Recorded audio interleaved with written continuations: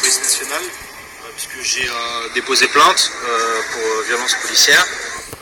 J'ai en juin dernier été frappé par un policier qui m'a déboîté l'épaule, qui m'a causé des hématomes, une luxation de l'épaule, des hématomes sur le visage, pendant que je couvrais une manifestation, une piquet de grève de sans-papiers à Chronopost à Alfortville.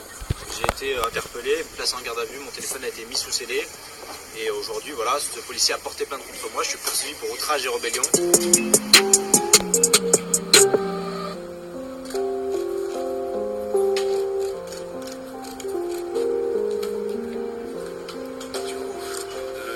L'IGPN avait déjà le dossier de Créteil. Il semblerait que, en revanche, le parquet de Créteil refuse de transmettre le téléphone contenant la vidéo à l'IGPN, ce qui est relativement grave, comme il refuse de nous le transmettre à nous et comme il refuse de prévoir une date d'audience pour essayer d'obtenir la restitution du téléphone dans laquelle il y a la vidéo permettant d'établir la réalité et la matérialité des faits. Donc voilà, c'est relativement grave parce que j'ai jamais vu un procureur qui refuse de transmettre des éléments de preuve à l'IGPN. On est dans des mécaniques assez habituelles en matière de violence policière, mais là c'est le procureur de la République de Créteil qui se rend complice de quelque chose. Donc on a déposé des plaintes complémentaires, à savoir obstruction à la manifestation de la vérité pour la non-restitution du téléphone.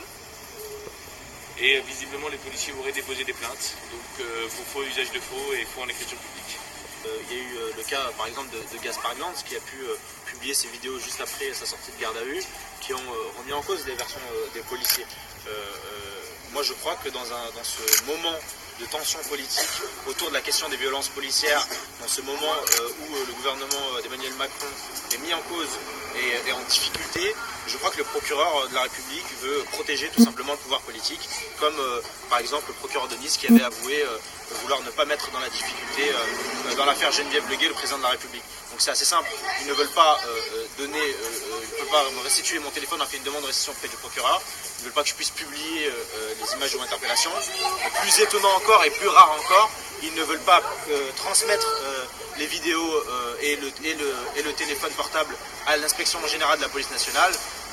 Même les policiers, même la commandante qui m'a auditionné était assez surprise du fait qu'elle n'ait pas pu avoir accès à ce téléphone. Apparemment, il y a je viens d'apprendre qu'il y a plusieurs autres plaintes qui ont été déposées. Je ne pouvais pas le savoir puisque mon avocat et moi, nous n'avons toujours pas accès au dossier. Le parquet refuse de me remettre mon téléphone dans lequel j'ai filmé toute mon interpellation. Il refuse de le transmettre à l'IGPN également. C'est une obstruction manifeste aux besoins de l'enquête, aux besoins de la défense, à la manifestation de la vérité. On a déposé des plaintes complémentaires pour cela. Aujourd'hui, on est dans une dérive très claire contre la liberté d'informer, contre la liberté de manifester. Et c'est des attaques en règle contre les libertés fondamentales et les droits fondamentaux.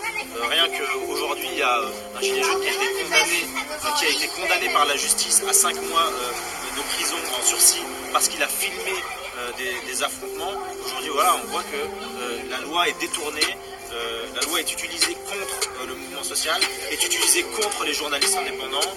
Et voilà, c'est une instrumentalisation de la justice contre celles et ceux qui osent lever la voix contre le pouvoir en place et contre les dérives du pouvoir en place. Donc c'est extrêmement important que des rédactions qui ne sont pas classées parmi les plus radicales, elles-mêmes disent qu'il y a une dérive autoritaire et une dérive. C'est extrêmement important, mais il va falloir que ce soit suivi d'actes, il va falloir que ce soit suivi d'actions. Les tribunes, c'est bien, il y en a eu, il y en aura. L'important, c'est qu'aujourd'hui, on puisse se dire voilà comment on s'organise, quel recours on crée et comment est-ce qu'on va faire en sorte de créer un rapport de force. C'est le plus important.